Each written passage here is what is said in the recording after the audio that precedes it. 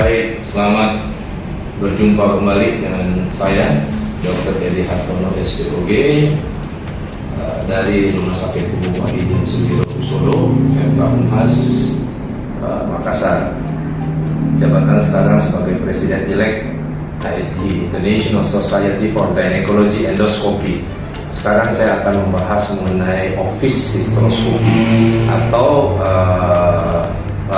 hysteroscopy operatif dalam settingan office atau ambulatoar, ya, jadi sebulan. Dan biasanya kita kerjakan, bisa dikerjakan di OK, di poliklinik, atau di tempat praktek seperti ini, ya. Kebetulan di tempat praktek, ya, bisa dikerjakan dengan office, ya. Namanya office itu berarti dia dalam kondisi, ada yang juga bicara sebagai awakening hysteroscopy. Jadi hysteroscopy dalam kondisi orang sadar, jadi tidak di anestesi umum begitu, ya. Bisa kita berikan anestesi lokal atau juga bisa dilakukan dengan verbal anestesia, atau juga dengan kadang-kadang kita pakai hipnoterapi atau dengan menggunakan verbal tadi, ya. Jadi kita alihkan.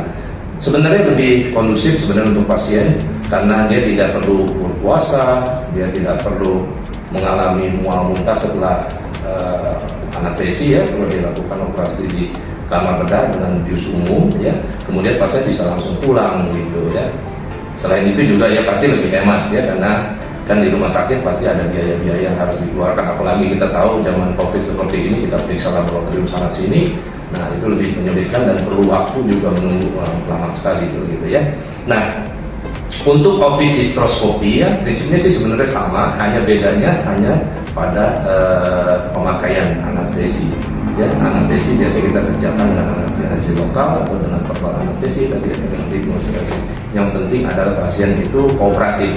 Ya, kooperatif namanya office, ya pasti ada jangka waktunya, ya. Jadi nggak bisa kita biarkan orang mengangkang dalam kondisi lama begitu, ya, sampai 15 menit sampai 30 menit itu nggak nyaman bagi pasien. Biasanya namanya office setting ya paling 5 sampai 10 menit atau 15 menit, atau sampai orang merasa pasien merasa sudah tidak nyaman, ya kita harus hentikan begitu. Jadi kita harus inform consent baik-baik sebelumnya. Oke, kita mulai dengan peralatan. Nah, ini adalah hysteroscope, ya, alat hysteroscope namanya teleskop, ya. Teleskop ada ini untuk diagnostik. Nah, untuk diagnostik adalah ini sheath-nya, jadi selubungnya kita masukkan kamera teleskop ini. Nah, ini adalah untuk hysteroscopy yang berfungsi untuk diagnostik. Memang, ya, kebanyakan kita pada office hysteroscopy lebih banyak kita melakukan tindakan yang diagnostik, ya, atau operasi-operasi yang ringan, misalnya polip-polip kecil atau miom-miom kecil begitu, atau IUCD yang tertinggal, atau dislokasi yang ringan-ringan kita bisa lakukan, ya. Nah, kalau misalnya kita memerlukan tindakan operasi yang lebih besar, kita, ya, terpaksa kita alihkan ke kamar operasi, yaitu perlu anestesi yang lebih jauh, ya. Oleh karena itu memang yang ringan-ringan yang bisa kita kerjakan, ya. Nah, ini adalah office hysteroscopy. Setelah kita lihat pasien, misalnya kita memerlukan tindakan operasi yang ringan yang bisa kita perkirakan tidak lama, tidak lebih dari 15 menit misalnya, kita melakukan tindakan hysteroscopy operatif namanya. Nah, ini selongsongnya beda lagi, ya. Nah, ini dengan kamera yang teleskop yang sama kita masukkan dengan menggunakan walking channel. Ini namanya walking channel. Ya, dari sini bisa dilihat di sini. Ini kita bisa masukkan alat-alat, ya, semua alat-alat bisa kita masukkan di sini. Nah, alat ini kita bisa masukkan di sini. Dengan walking channel, lewat walking channel tadi kita masukkan frang, ya. Dalam bidang hysteroscopy ada istilahnya frang. Frang itu, satu frang itu 3 mm, ya. Ya, oke, ya. Jadi frang. Nah, kalau 5 frang berarti 1,5 cm, 15 mili, ya. Oke, ya, seperti ini, ya.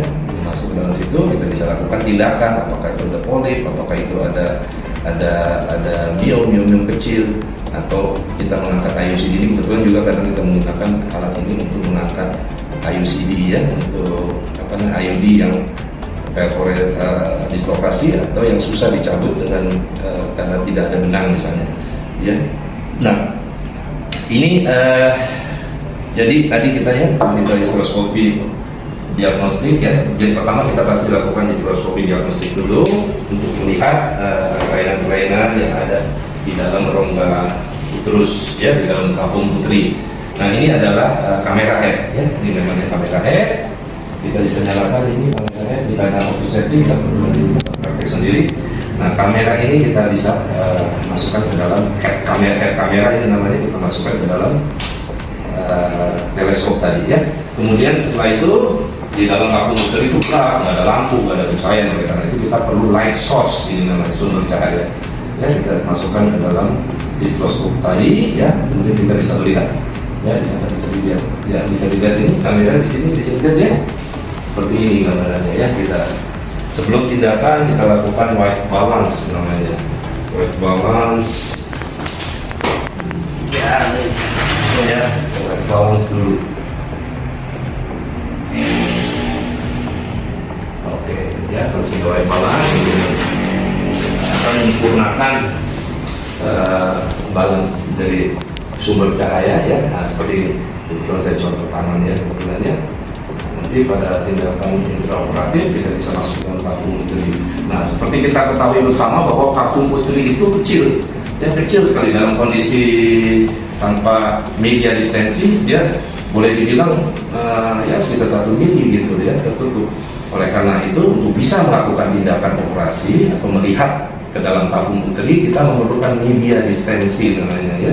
Media distensi untuk mendisten, membuat cairan rongga abdomen, rongga vakum putri ini menjadi membesar. Nah kita bisa menggunakan alat ini ya, kita bisa menggunakan dengan hanging drop aja, kita menggunakan back pressure namanya, kita masukkan cairan NaCl biasa kita pakai ya, NaCl kita cairkan, masukkan dalam cairan di sini ya, masuk ke dalam air, dimasukkan ke dalam ini, kemudian dengan tekanan dia akan menekan, akan membuka mulut rahim, kemudian masuk ke dalam vakum putri ya.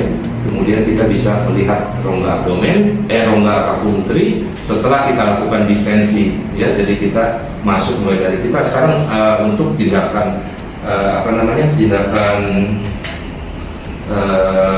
office hysteroscopy itu kita tidak menggunakan penakulum ya, karena yang sakit di zaman dulu kita melakukan dengan menggunakan spekulum. Spekulum itu juga bikin sakit ya, asal spekulum itu sakit. Kemudian penakulum apalagi ya, menjemput porsio, mulai masukkan ke dalam kanal porsio tadi, itu juga nyeri ya. Oleh karena itu sekarang kita tidak lagi lakukan itu, kita melakukan teknik namanya vaginoskopi ya, no-touch teknik. Jadi kita di daerah vagina ya, dari vagina kita masukkan cairan ini ya, kamera kita masukkan ke dalam vagina.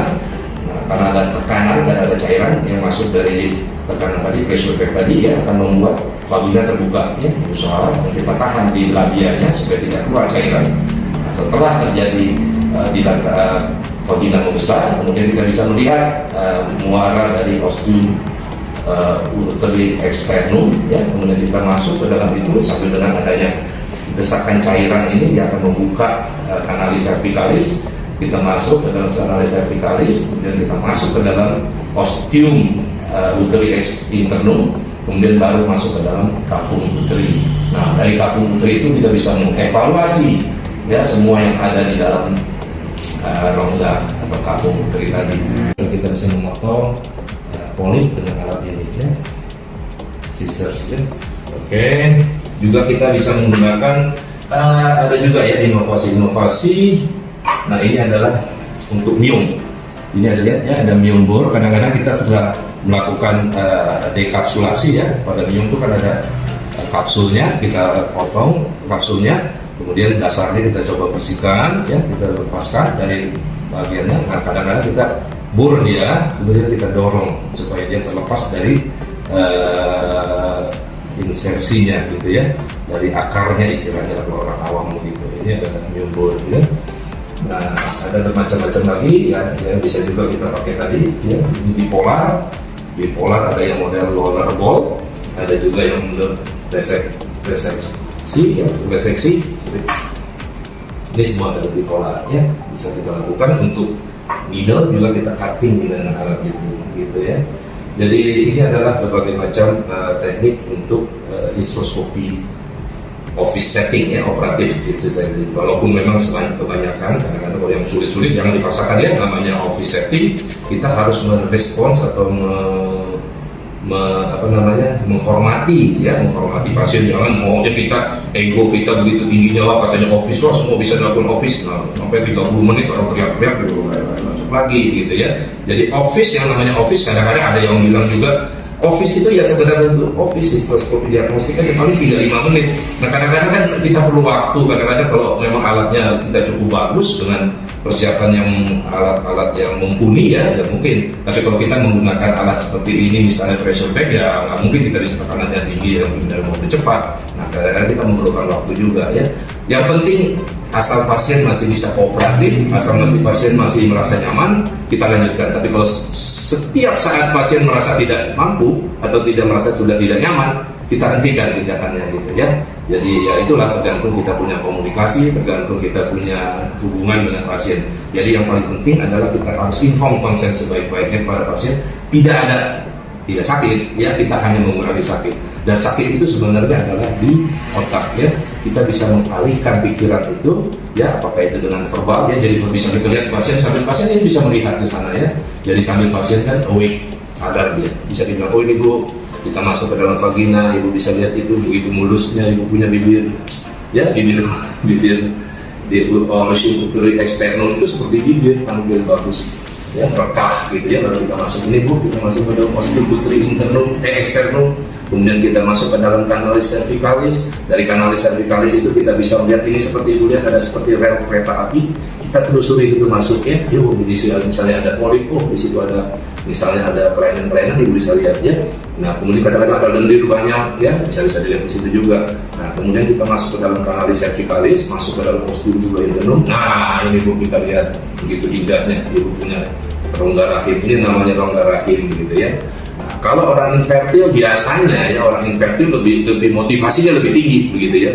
Kita pacu aja dia, ibu coba kalau ibu dengan cairan yang segini kecil aja ibu rasa nggak mampu, bagaimana ibu nanti hamil melahirkan anak lebih besar, lebih sakit lagi. Makanya harus no pain no gain istilahnya, tidak ada rasa merasa itu kalau tidak ada usaha begitu ya. Oleh karena itu kita motivasi biasa tinggi orang infertil gitu ya.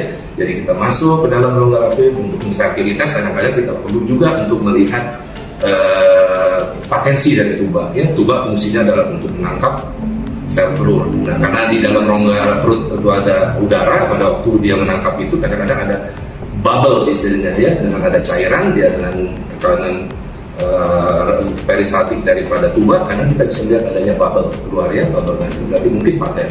Nah, untuk memastikan lagi kita bisa melakukan, kita membuat tes bubble ya, kita tes bubble dengan memasukkan gas ya, gas udara biasa dengan syringe gitu ya, kita buat bubble.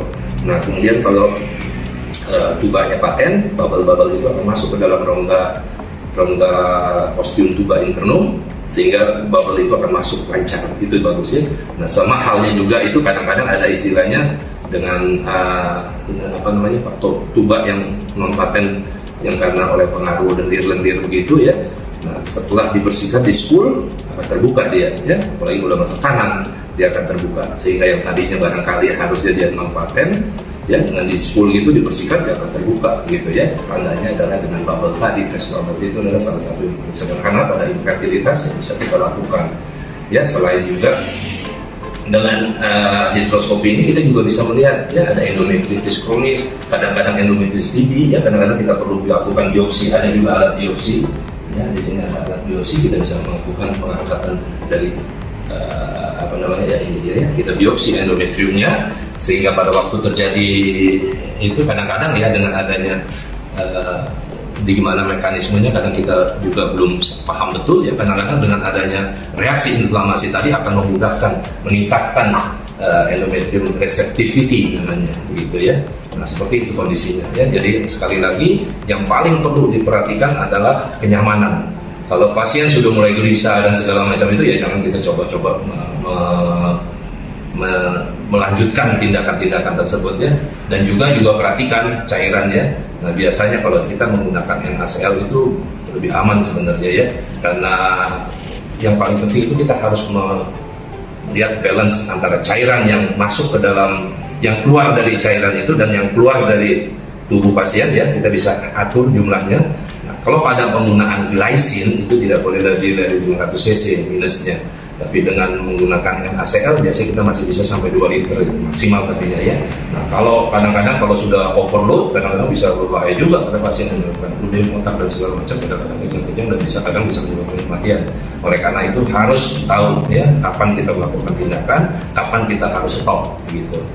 Ya, barangkali itu yang bisa saya sampaikan. Mudah-mudahan bermanfaat bagi para histeroskopis muda ya. Sekarang kita di ISGE, International Society for Gynecology Endoscopy ini sekarang merangsang semua histeroskopi, laparoskopi yang muda ya, ada istilah kita yes itu Young Endoscopy Society ya, untuk lebih berkiprah berkarya ya, supaya bisa kita mensosialisasikan tindakan-tindakan yang tadi ya. Kalau di bidang histeroskopi adalah motonya tadi, kita hentikan semua tindakan-tindakan yang blind ya, seperti orang buta menggunakan tongkat buat apa. Sekarang kita sudah ada alat, kita bisa lihat dengan alat ini ya, karena itu bisa berbahaya pada pasien terutama ya.